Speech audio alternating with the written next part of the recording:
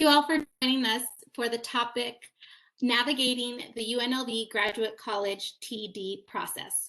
This is part 1 on IRB and formatting. Joining us today are Dr. Valerie Burke, Assistant Dean of Student Services, and Dax Miller, Senior Human Research Administrator. They will be discussing formatting guidelines and IRB review. I'm going to hand it over to Dax now to get us started. Wonderful. Thank you, Jessica. And the grad college, always infinite thank you to you and everybody that works there for always including us, always thinking to include us in your student outreach. We really do appreciate that. And let's see. So I'm just going to go ahead and jump right in. My name, thank you, Jessica. My name is Dax Miller. I'm the Senior Human Research Administrator in the Office of Research Integrity Human Subjects Unit. And we are the main administrative office responsible for coordinating all things IRB. And IRB, briefly, is the Institutional Review Board. There are a couple of them at UNLV to handle different types of research, and they are the reviewing body, as well as our office. Our administrative office is also a reviewing body responsible for looking at research that involves human subjects. And for your dissertation projects, it's likely that you will be want to engage in research that involves human subjects. And the process that we're going to be discussing today are some just a general overview and some tips and tricks on how to navigate that process. And so I'm going to go ahead and share my screen with the presentation. And of course, now, I checked it earlier, but now it's not showing up. So let me make sure that I have that option. Ah, there it is. Okay. And of course, it takes me out of the window. Oh, no, it doesn't anymore. Okay, well, that's nice. So I can still see a little bit of what's going on now that my screen is occupied with the presentation. If you do have any questions, absolutely please feel free to chat them. I'm not able to see the chat right now while I go through the presentation, and so Jessica, please feel free to interrupt me at any point. The presentation is fairly short, and a lot of the information that we'll be going over today is very general in nature. There aren't any particular items that you absolutely have to write down, any specific details that you have to write down. All of the specifics that you would have that would pertain to your particular research endeavors, you can always just send us an email or give us a call. Research comes in all different shapes and sizes, and so it's often difficult to create a presentation that answers a very specific question, but please feel free to chime in at any point. Okay, so again, this is the Office of Research Integrity, Human Subjects, and IRB information. So we're going to be going over a couple of items. We're going to discuss how researchers fit into this, into the IRB puzzle, and how the IRB facilitates research here on campus. We're going to discuss what goes into a research proposal, what it is that the IRB is looking at. We're going to discuss the submission portal, the online submission portal where documents are sent and how you will be engaging with our office and the IRB. And then we'll take a look at the IRB review process. Again, not in any great detail because it is a bit of a spaghetti bowl in there. And then we'll take a brief look at the ethics and regulations, and this is why IRBs exist, why our office exists. Okay, so one of the things that we like to start with is that all researchers on campus, that is students, faculty, and staff, anyone engaged in research with human subjects is minimally required for the time being, for right now, minimally required to obtain an online training certificate. And the online program that we use here at UNLV, as well as many universities, this is the most widely used training program for human subjects research in the US. It's called CITI program, CITI program, and it's an external organization. And what they do is they facilitate a series of online modules. And at UNLV, we've chosen specific modules to comprise of a small course that you can go and you sign up on the website, citiprogram.org. You sign up, that account is yours and yours alone. And then you affiliate with UNLV so that you can gain access to the UNLV specific training modules. And then you choose a track to go down, either social behavioral type research or biomedical type research. And the modules are mostly the same there, though there are some differences as to whether or not you're going to be conducting more social behavioral research or clinical type research, biomedical type research. And the whole course is, in total, it's about an hour and a half or to 3 hours, but each module is broken down into about 5 to 10 minute modules. And of course, because it is an online account, you can go in at any time, sign in, sign out, and it remembers where you left off. And so you don't have to spend that full 2 hours to complete the program. You can take bites out it as your schedule allows. And so that's really nice about the program. And then the important thing to remember is that it's your account. Once you have that account, you can affiliate with different institutions that are also signed up with CITI, and you can take your training credentials with you to other institutions, so that stays with you. This is currently the bare minimum education requirement that you will be asked to complete before you are able to start your research project. So it's important to know that. And this applies to everyone that will be on your research team and involved in your research project. Everyone will be required to some extent. There are other training, online training options available, and we do accept equivalent training if someone from another institution comes with their own, having completed their own training. We do accept equivalent training as well. So, okay. So a little bit about our researchers, and some of the key takeaways for this presentation are going to be, as researchers, you will want to engage in the IRB review process early. It is a requirement to obtain IRB approval prior to beginning your research, and that includes prior to beginning recruitment for your research. And so uh, you are required to gain approval of your recruitment methods and the informed consent process before you begin those processes. And so you will want to have a discussion with our office and your other key resources, other faculty on campus, your mentors, and your dissertation committee about what the IRB process may look like for you. And you'll want to start that process as early as possible, from the standpoint that it does take a little bit of time to get through the IRB process. And so you want to start early there. And you'll also want to gather up your research resources. That includes people and materials. And you'll want to communicate your intentions and your goals, again, as early as possible, and with your research team and your and the people that will be assisting you.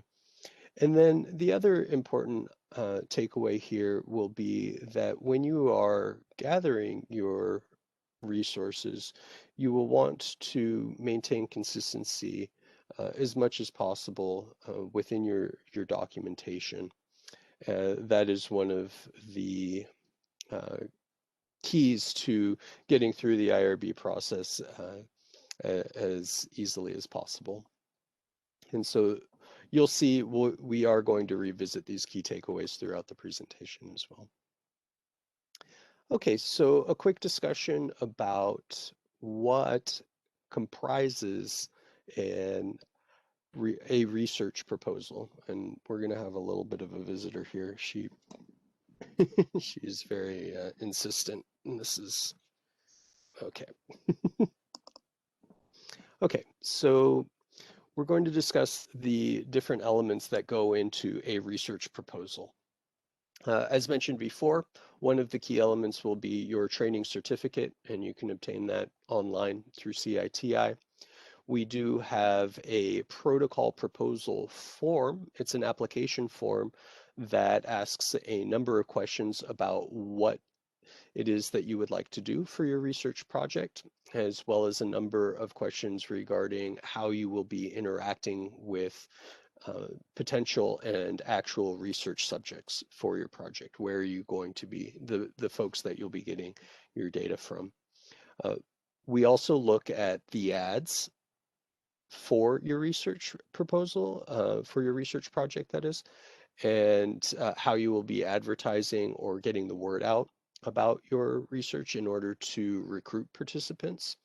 We look at the informed consent process and documentation that you will be utilizing in order to tell people about your research project and solicit their participation. What is it that you're discussing with them? What is it that you're telling them about your your research project and how it is that you wish them to be involved in your research project? We also look at your data collection instruments and forms. And then we also look at training certificates and other items for all research team members, other items being credentials in certain situations, certain research projects, of course, if you are doing things like blood draw or stress testing, those sort of things do require some, a lot of times they do require additional uh, additional certifications, such as having a licensed phlebotomist on your team in order to do blood draws, that sort of thing. And what are some key tips for gathering these key components? You'll want to start early, be consistent across your documents, and you'll want to utilize your resources and communicate with everyone involved. Okay. And here is a quick stop. This is an add-on to the presentation because we are operating in unprecedented times still. I think we all have our fingers crossed that the end is nigh, um, for COVID, not us.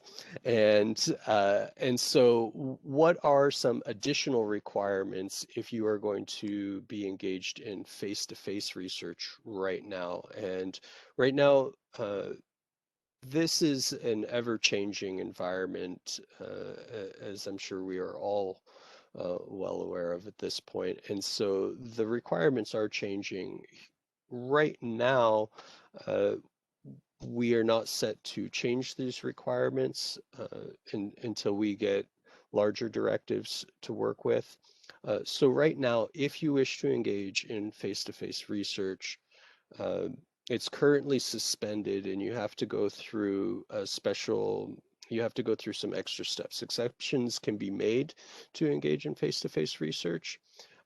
Those exceptions do require departmental sign-off, and then there are some additional documents that you would have to develop that are specific to how you will be engaging with individuals in a face-to-face environment and what precautions you are taking.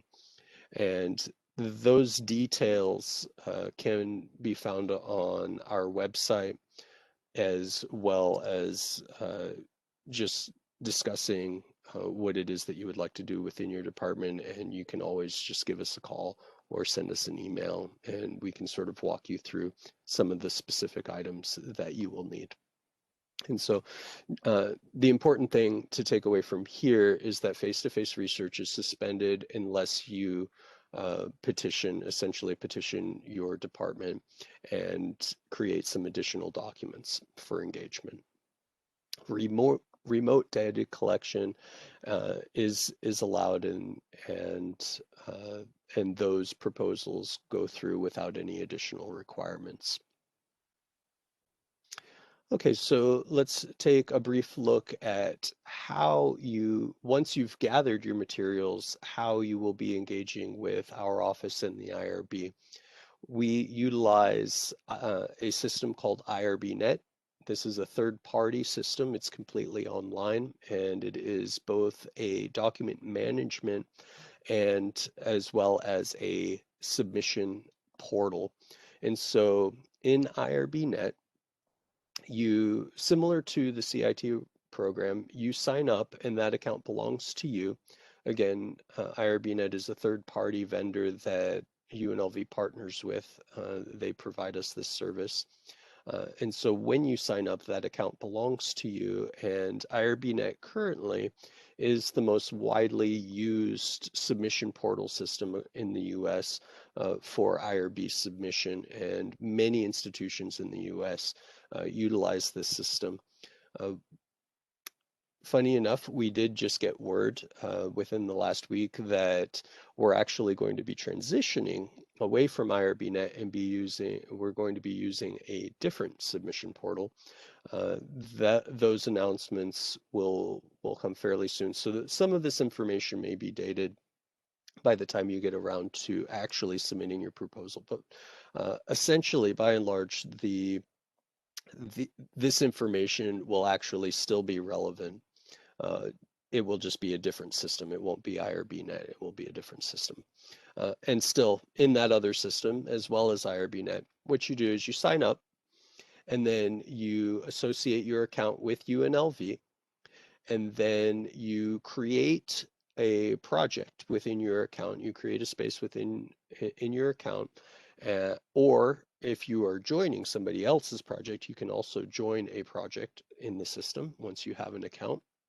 And uh, you download forms there, some of those forms that we discussed earlier, the protocol proposal form, and we also offer templates for informed consent. And other documents, you can upload other documents. So you download templates, you fill those documents out, and then you upload them back into the system, and you create a list of documents that comprise of your proposal. And once they are all gathered, then you can send those materials to our office through this same portal. One of the requirements there, as student researchers, as grad researchers, you will be required to partner with established UNLV faculty, uh, and that UNLV faculty member will have to sign off on your package of materials. And then once they've signed off on that, you can send that package of materials to our office, and we will review and go through the review and approval process. And again, it's important to know that this account is your account. And once you leave UNLV, if you leave UNLV, that account can travel with you.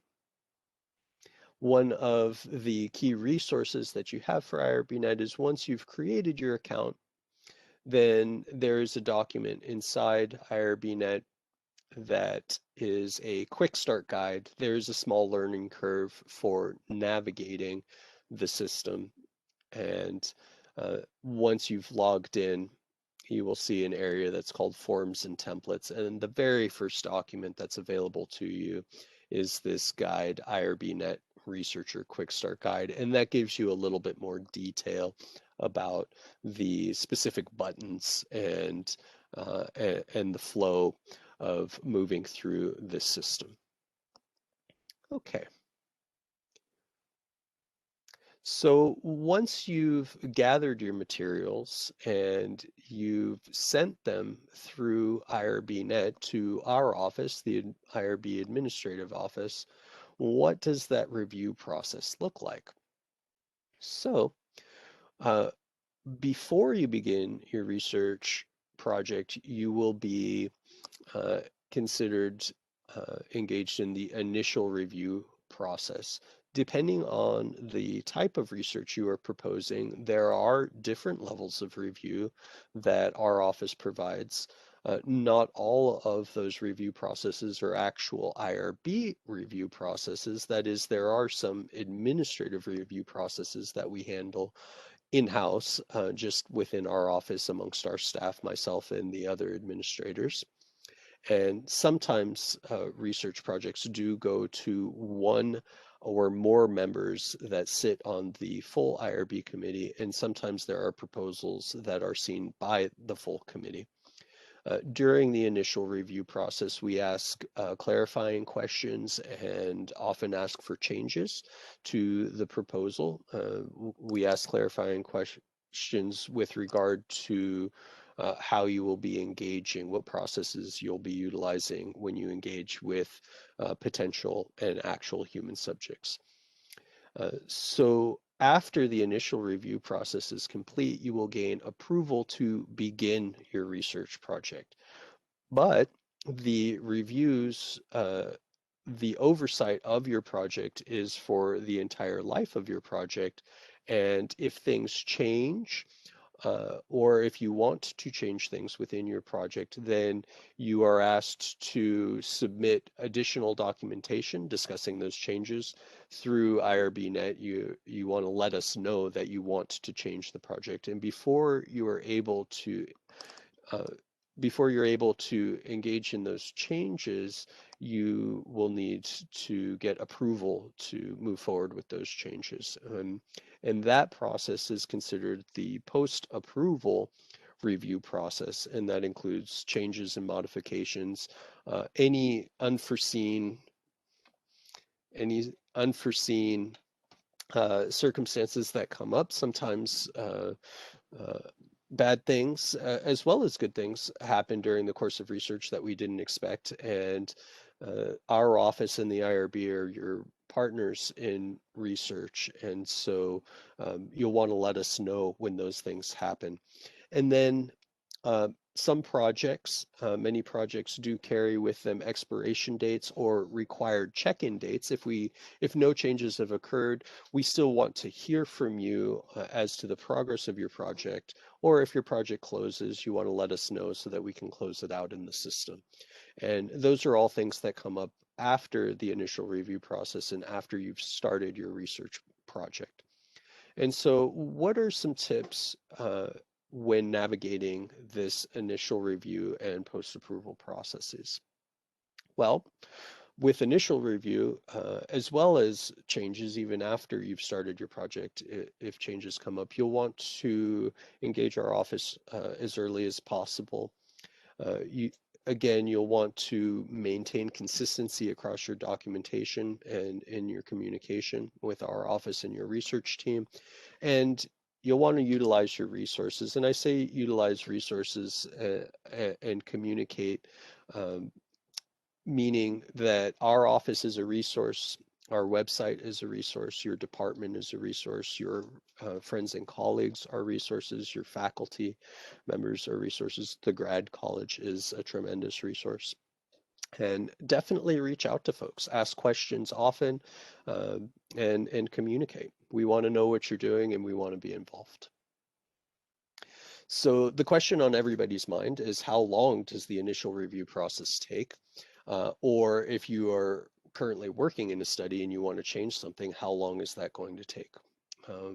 Establishing a timeline is very important for success often. So how long does it take? Well, initial review does it does depend on a number of factors. The timeline does depend on a number of factors.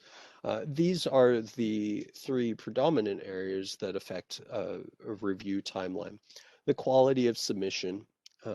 Are your documents consistent across all the documents that you've sent? Inconsistencies can often cause delays because they communicate two different messages, and as a reviewing entity, we have to know which of of the two, or maybe many things you're saying across different documents are the things that you actually intend to do. And it's one of those things that we see very often. And it does happen quite naturally because planning and preparation of research does change over time. And maybe one of the things that you wrote down in an early version of a document didn't translate to a document that you created later. And so quality of submission is usually tied to consistency of information. The review process itself, again, there are different levels of review, and a lot of times the level of review is proportionate to the risk level that is present in your study. Uh, Higher probability of harm, a study that holds a higher probability of harm for participants and others will see a more scrutinous review process.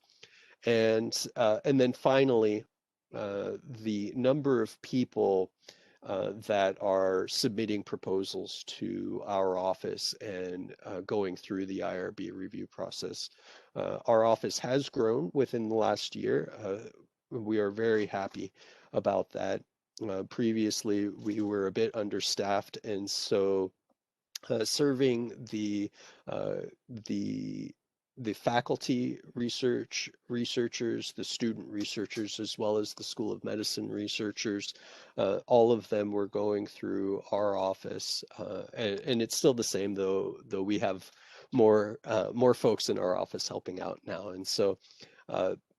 Uh, to give you another example, fall semester is one of those times when a lot of folks like to propose research, and so generally speaking, during the fall, there are more people going through the review process than say in the summer, and so the time of year does often change the timeline for how long it takes to go through the review process.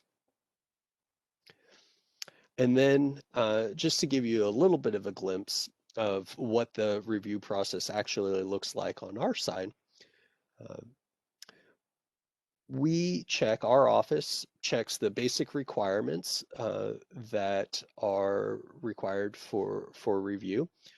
We look for consistency and our office, our administrators determine whether any preliminary revisions to a proposal can be made in order to make clarifications. And we have an office intake, and so these are the very basic requirements. And if everything clears our office managers, then a project gets assigned to a research administrator like myself. And we take a closer look at the content of the proposal, again, looking for consistency. And we look at ethics and regulations and determine whether or not any clarifications or revisions need to be made.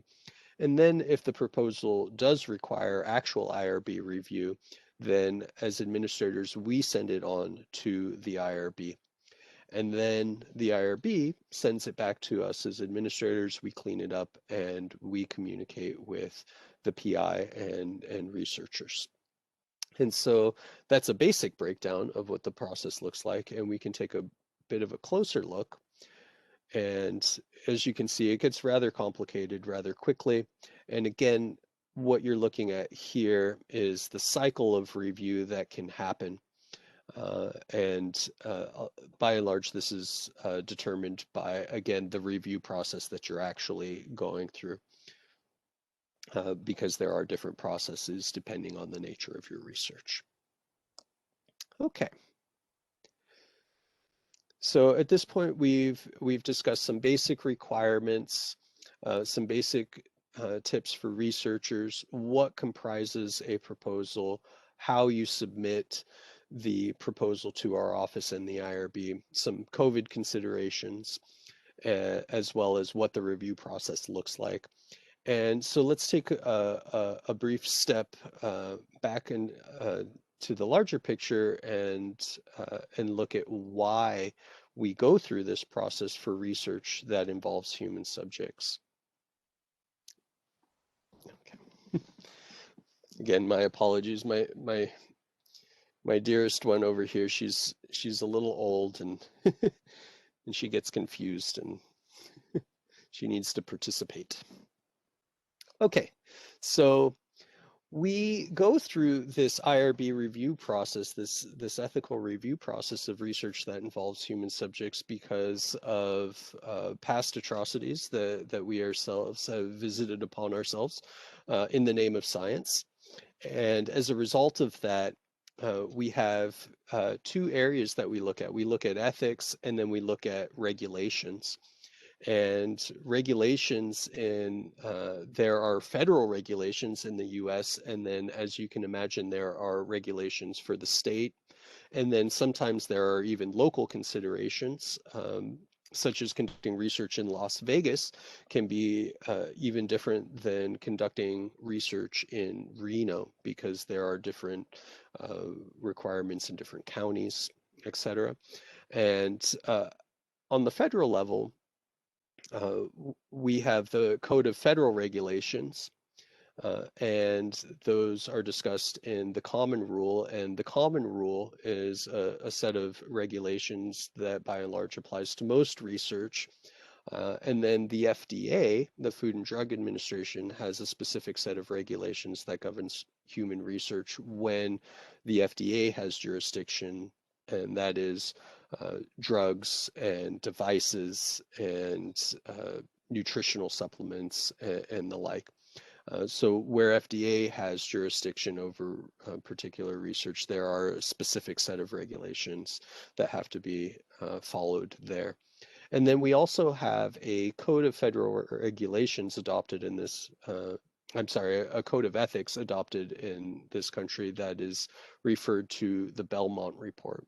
And the Belmont Report, established in the late 70s, early 80s, outlines three ethical principles that are sort of our guiding light, if you will, when we conduct research with humans. First, and this is in no particular order, this is the balancing of ethics is definitely something that applies to the type of research that's being conducted. And so these are the main considerations for all research projects, but there is no hierarchy here, so to speak. Respect for persons is one of the ethical principles, and that is translates to informed consent.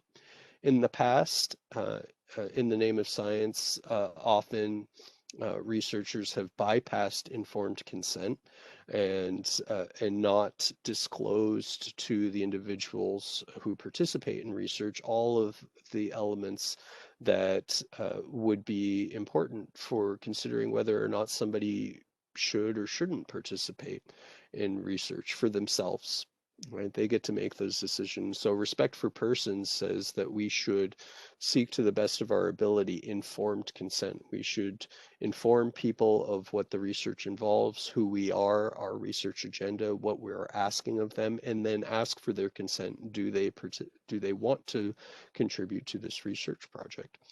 Again, in the past, we've sort of been bad about doing that. So we want to make sure that we honor that and have an informed consent process and documentation.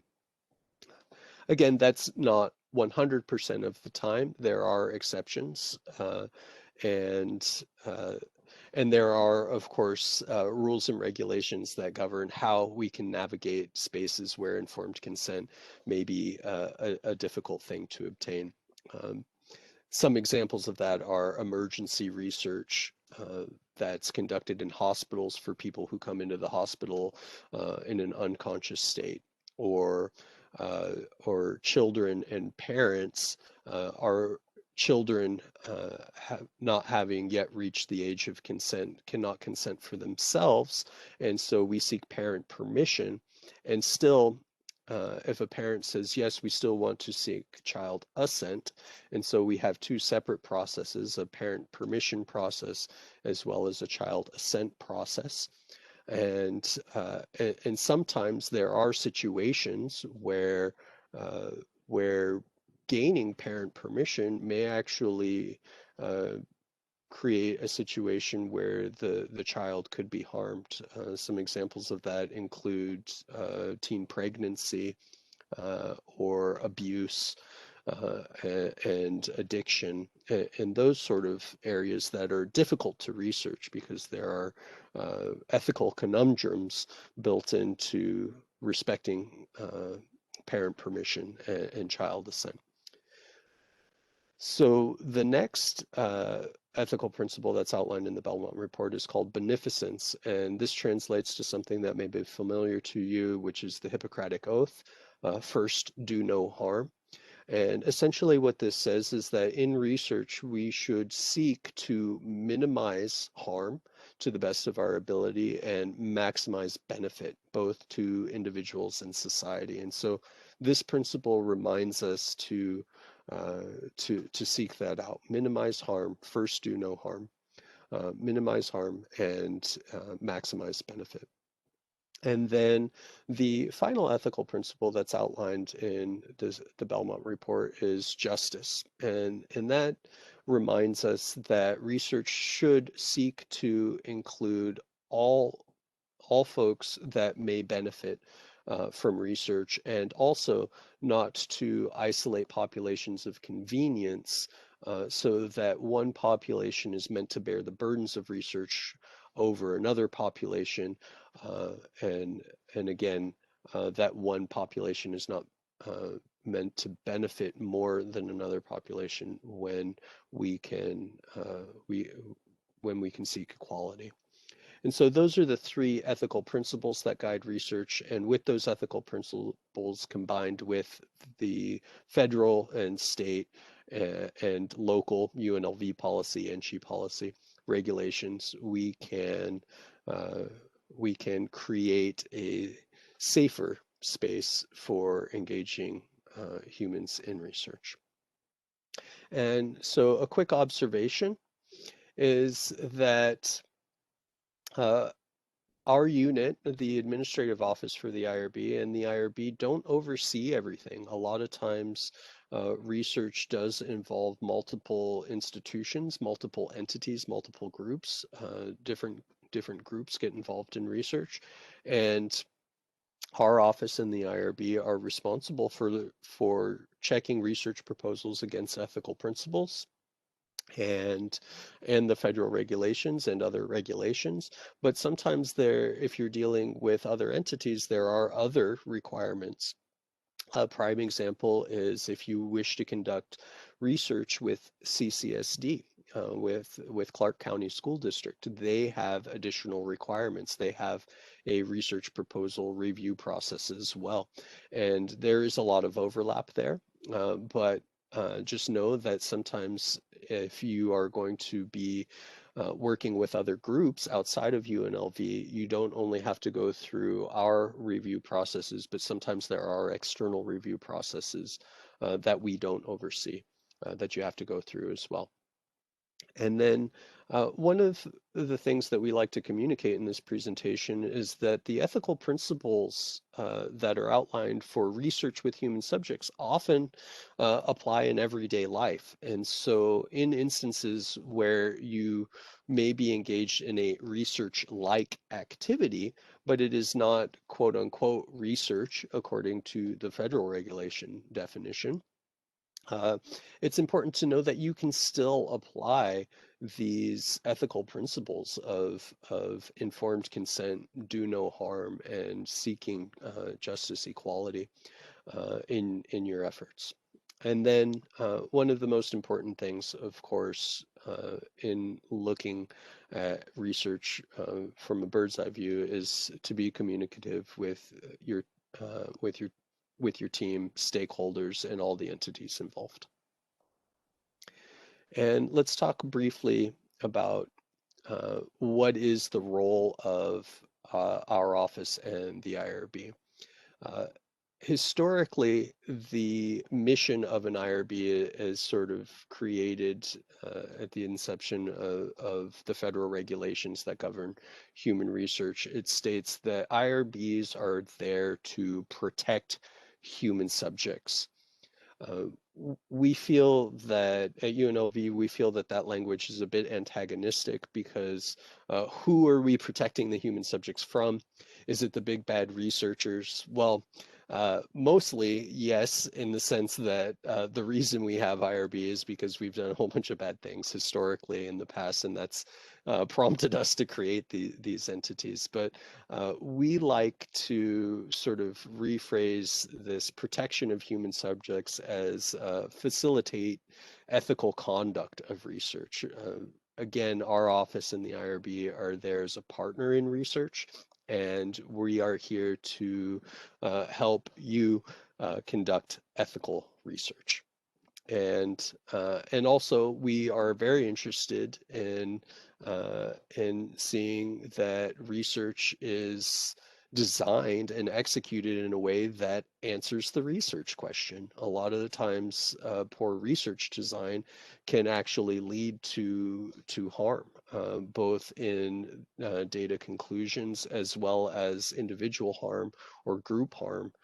Uh, Based on results or conduct, and a lot of that is a result of poor research design, and so we are very interested in making sure that the research design is sufficient in order to answer the actual research question. And then we are also there to provide a voice and advocate for participants' rights and welfare. And then, of course, it's important to know that we're all a part of protecting human subjects and facilitating the ethical conduct of research. Okay, so just a quick summary. We've taken a look at research proposal pieces. We've taken a look at how you send those pieces to our office and the IRB. We've taken a look at what happens with your research proposal once it's on our side, and we've taken a look at why we exist and what our role is here on campus. And let's talk just about some of your key resources. Your fellow researchers are there. That oftentimes, if you have a research question in mind, you have an area that you're interested in. Oftentimes here at the university, there is a researcher that is also interested in the same thing, and they've maybe walked the path that you are seeking to walk. And so there are people out there that have information for you and know how to navigate the IRB review process, as well as have tips for you for how to design your research projects.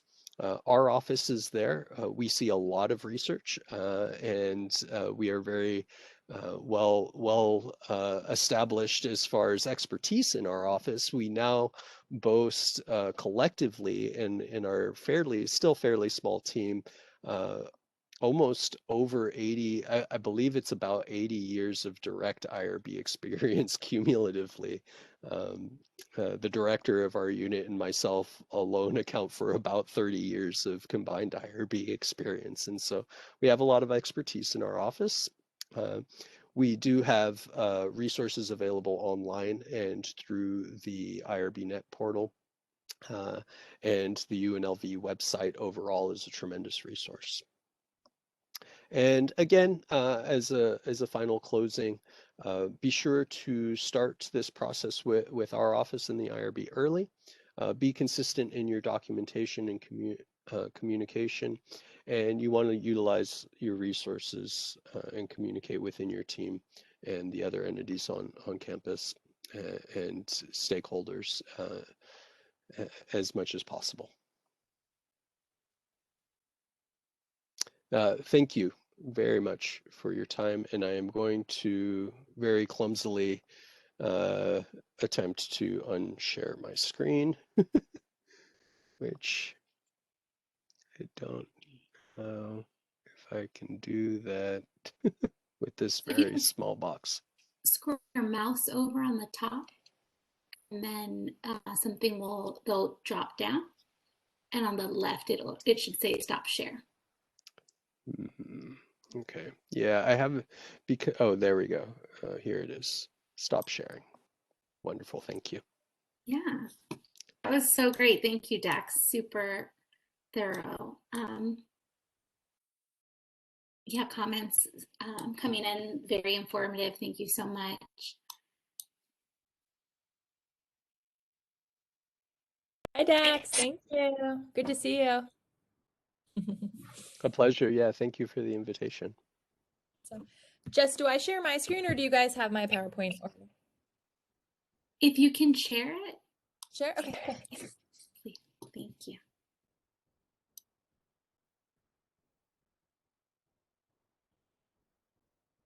Hi, everybody. Jess, you just want me to get started, right?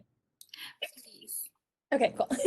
Hi, everyone. I'm your Assistant Dean for Graduate Student Services, Valerie Burke, and I'm going to talk to y'all about thesis and dissertation formatting. So this goes hand in hand with IRB, right? Because, and just so y'all know, I got my PhD in sociology here at UNLV. So I'm very familiar with the IRB process, working with Dax and his team, both as a student and as an employee of UNLV and the grad college. And so I think it kind of helps to have both perspectives. If you guys have any questions, I've been where you are right now, and I know the process, right? So you go through your IRB, you do your research once it's approved, and then once your research, everything's done and ready, you start well, you know what? We want you to start with your thesis and dissertation formatting.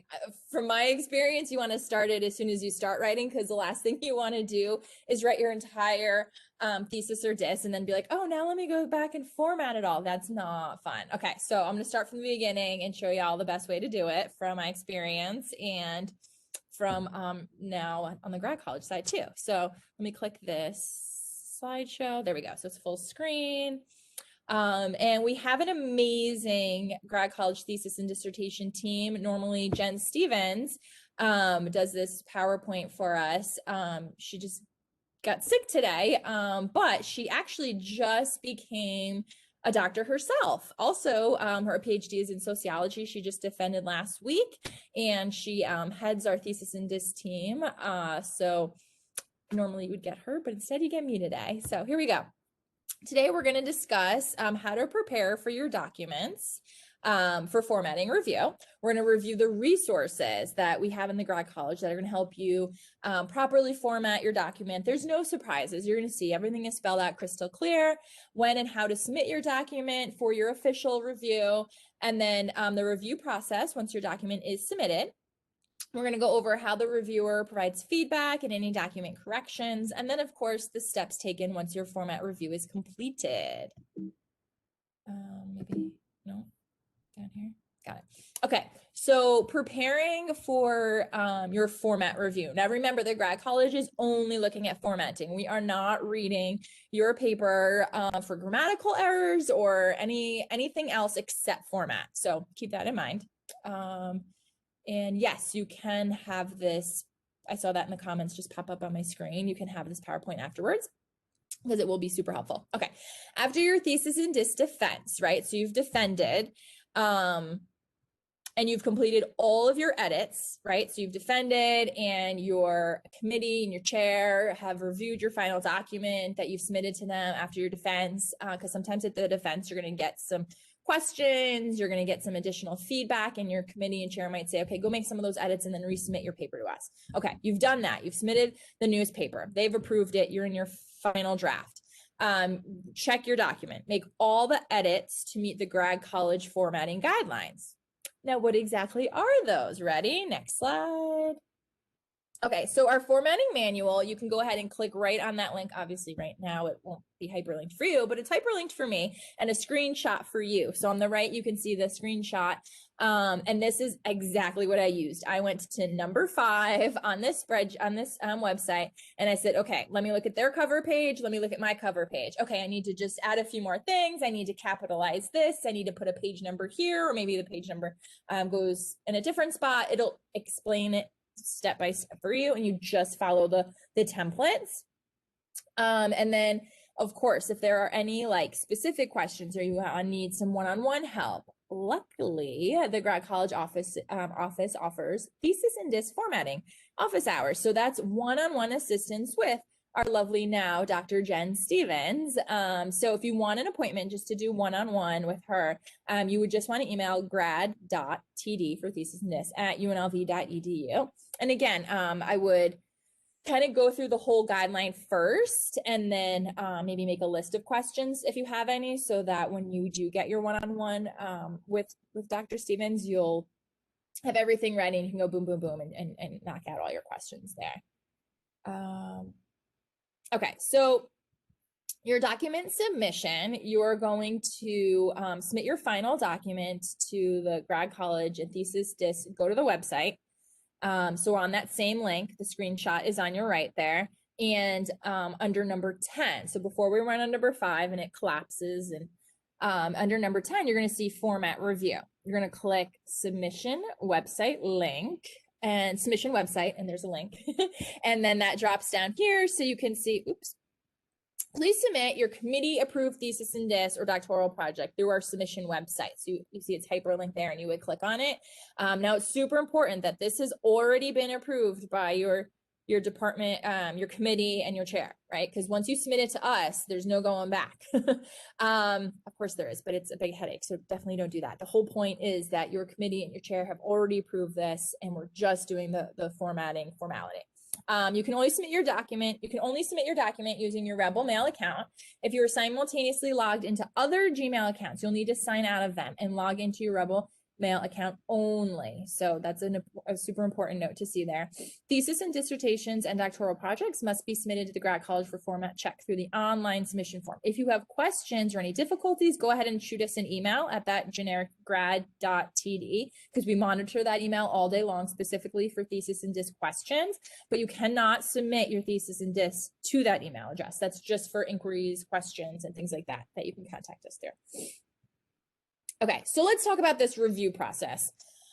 Lo and behold, we have an amazing formatting checklist, right? So the document is, once you submit it, your document is assigned to a grad college reviewer. So like I said, we have our thesis and disc team. This checklist is on the grad college thesis and disc website that we were just on. And so you can expect about a 4 work days wait time. Sometimes it's shorter, but usually it's the max 4 days. And there's no surprises. We're going through this checklist and comparing it to your document. So the reviewer is going to look at your document. They're going to look at this checklist and say, okay, cover page, is it the way it's supposed to be? Yes or no? Yes or no? All revisions will include comments and notes on what needs to be corrected. There will be no surprises. Again, it will be very straightforward on what needs to be fixed, if anything. Okay, so the feedback and corrections, you're going to want to apply any corrections. Sometimes there may be multiple rounds of edits, and that's okay. What you want to do, you're going to submit it, your reviewer is going to go through that checklist, and then you're going to get emailed back your paper and your checklist. So on your checklist, you're going to see any items that we need fixed. You're going to go and make those and then resubmit. So the rounds of edits continue until you receive your formatting approval, which you're going to see what that looks like. So if we have to keep going back and forth, we will. I can tell you on average, though, most people only need the one review, right? You get that one review. Here are your corrections. You guys do them pretty perfectly. It's because it's so straightforward. But if you need a second round, we're here for that. Okay, so completed review. Once your document receives formatting approval, you'll get an email from your reviewer to let you know. So just say congratulations, way to go. And then your grad college RPC, so that stands for Retention, Progression, and Completion Coordinator, will be copied on this email, and they'll email you your final document. This will include the approval page, and it's going to include your instructions on how to upload to ProQuest. So ProQuest is run through, it's like the bigger system. Our libraries helps us with it. And so we're under contract with ProQuest, and that's where all thesis and discs are uploaded to, everyone across the country. So you'll see on that website that we keep going back to, and it has the numbers.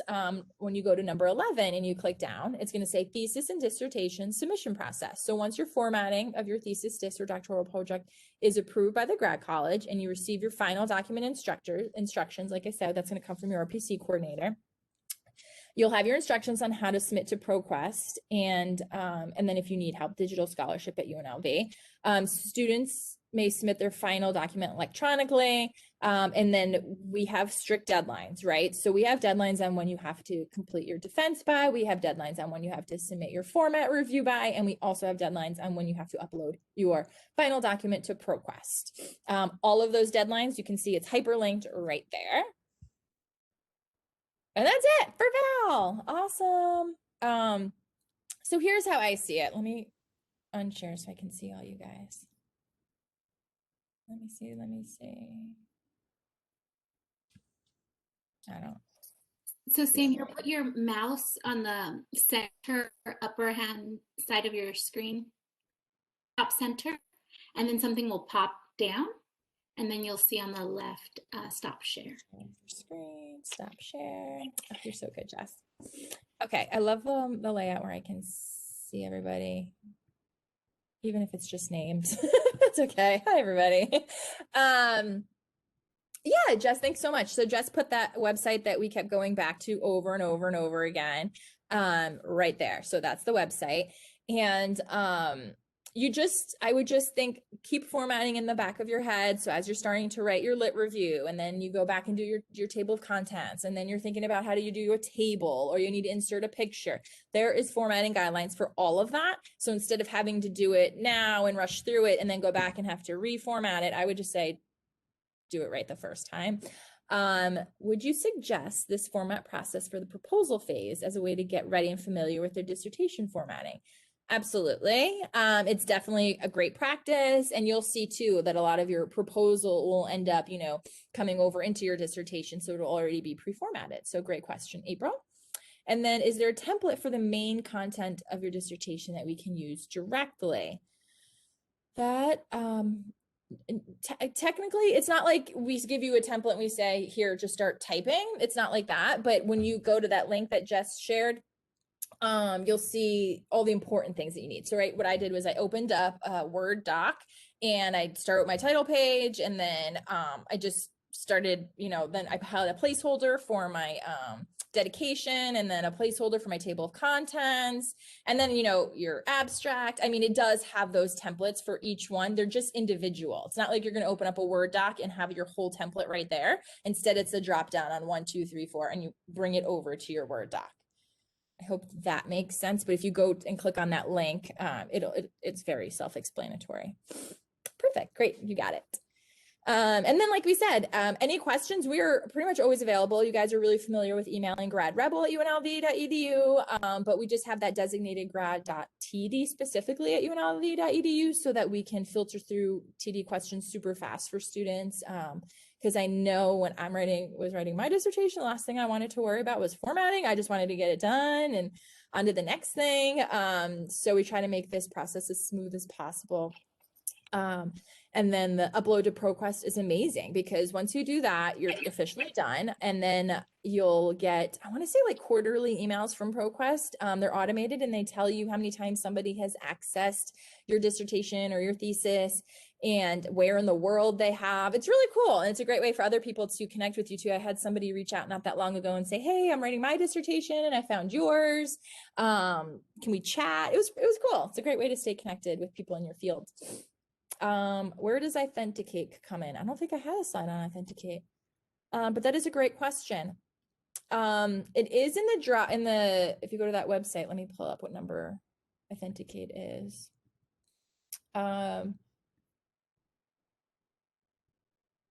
Because I definitely remember submitting for Authenticate. Unless you remember, Mar. Oh, yes. Okay, so I'm being told that you learn about that in part 2 of this workshop. I was wondering why I didn't have a slide on that, but that completely makes sense. Thank you, Marlena. You'll learn about Authenticate in part 2. So if you saw the title of this workshop, it's called part 1, and Authenticate is part 2. And we'll also talk in part 2 about the culminating experience form that you have to submit. Those last few things that our PC team requires. Your graduation application, all that fun stuff. So part 2, we definitely didn't want to make this like this super long 3-hour presentation. So that's why it's part 1, part 2. Yeah, great question. Definitely a lot of information. So what we've noticed in the past that students were able to digest the information if we section them off in 2 parts. And even in these 2 parts, it definitely is still a lot. If you go to that website Jess posted, if you go to number 9, you can take a sneak peek at Authenticate, but you can also wait for part 2. Did we want to put somewhere just how they can register for part 2 maybe in the chat too? Definitely. Okay. Yeah, I just reshared the TD guides and resources I did have some questions coming in. One question, I know things have been shifting since COVID-19 affected the university's operations. Where can I be sure to find the most up-to-date GC and IRB deadlines if those have been affected?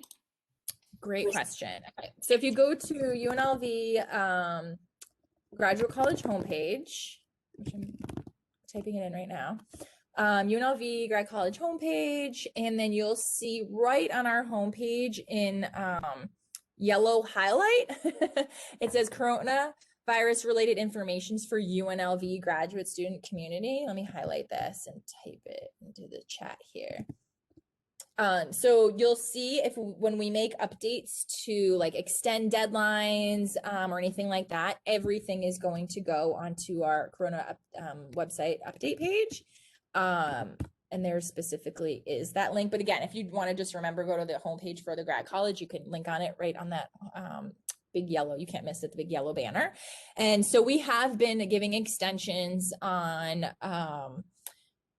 defenses or when to submit your format review. And then if you need an extension even past that, you can appeal. So I do all of our grad college appeals. So some of you might be familiar with the Grad Rebel Gateway and all the forms are in there. And so if you needed to an even bigger extension, you just fill out that form and it would route through your department and college and then come to me. So yeah, anything else you had, Jess? I have more questions coming in. Right above Val sharing the coronavirus related info on the UNLV grad community page, Mar also shared how to, the calendar entry to register for tomorrow's part 2 on Authenticate and digital scholarship. So I'll be sure to repaste that one more time. My dad did an impression. And one more question I have is, what is the timeline of this entire process? Let's say I defend my thesis to my committee and it's time to submit to the graduate college. How long before I hear back, before everything is okay and good to go? And so I don't have to worry about any edits or anything like that anymore. So it's very specific. I think you're trying to see, okay, so once you submit to us, you have those 4 days where our reviewer could take up to 4 days to return your edits. If you don't have any edits, you're done. But if you do have edits, then you make them, you submit it back to us, and we have 4 days, business days, to respond again. So it just depends on how long that takes. But then I would say from when your edits are completely done and you hear from your RPC coordinator to upload to ProQuest, that's just another few days. That's it. I mean, it goes pretty fast on our end. Now, if it's like the day everything's due or the day before and everyone's submitting all at the same time, it could take like maybe an extra day or two, but we're very efficient because we know that this is really important to students and that they want to be able to enjoy themselves and not be stressed about it. So we do get this done pretty quick. Yeah, can definitely, it's already in and of itself like very stressful and a lot of like competing dates, and it's our culminating work, right? And I think like the 4-day turnaround is pretty awesome. Let's see what else is coming in. All right, I think this is more for, oh no, Dax had to leave. So I did also share Dax page. If anybody has any questions, he had to leave early for another obligation. But we will be sharing the 2 presentations with everybody who attended. And then remember, this is also available, will be available sure by the end of the week or by next week on YouTube. So the IRB questions, unfortunately, I can't ask right now.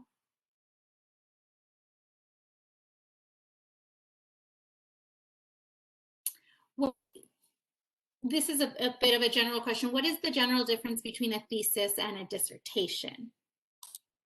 Sure. So your thesis is your culminating paper for your master's, and then dissertation is for those pursuing a doctoral degree.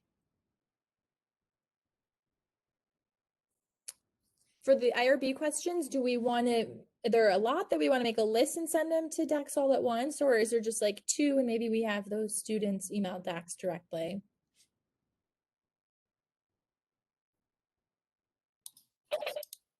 Really, I think he definitely addressed this. One student is asking, how do we know if your research requires IRB?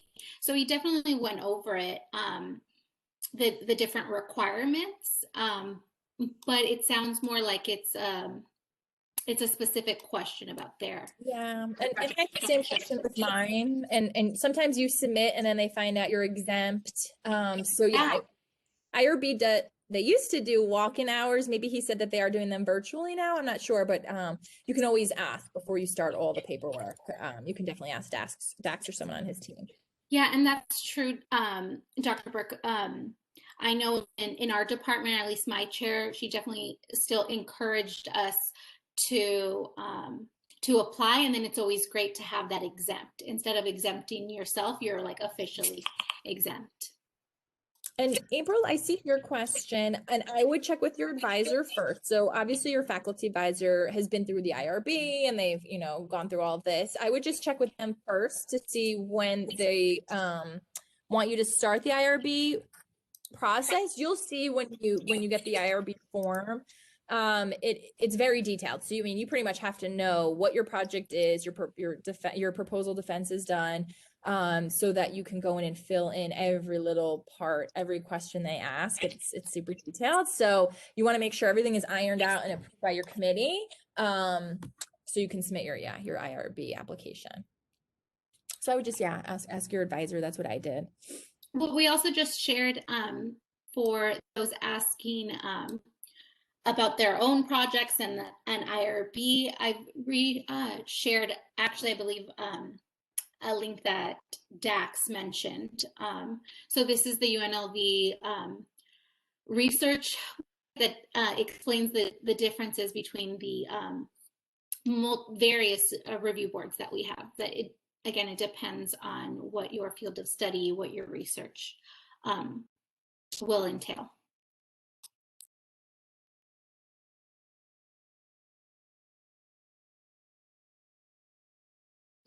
Thank you, everyone. I really appreciate all of you sharing your time with us today. If you have any questions, please reach out to us. Thank you.